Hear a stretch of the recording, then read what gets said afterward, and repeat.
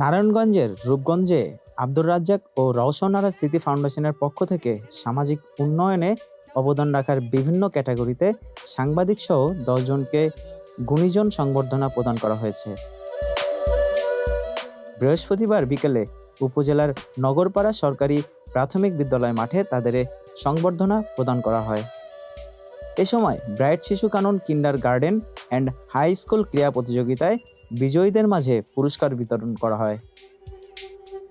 ফাউন্ডেশনের প্রতিষ্ঠাতা কালের কণ্ঠের সাংবাদিক রাসেল আহমেদের সভাপতিত্বে উপস্থিত ছিলেন উপজেলা পরিবার পরিকল্পনা কর্মকর্তা আইবি ফেরদৌস, কায়েতপাড়া ইউনিয়ন পরিষদের সাবেক চেয়ারম্যান গুলজার হোসেন ভূঁইয়া, মোহনা টেলিভিশনের সাংবাদিক সাত্তার আলী সোহেল সহ আরও অনেকে।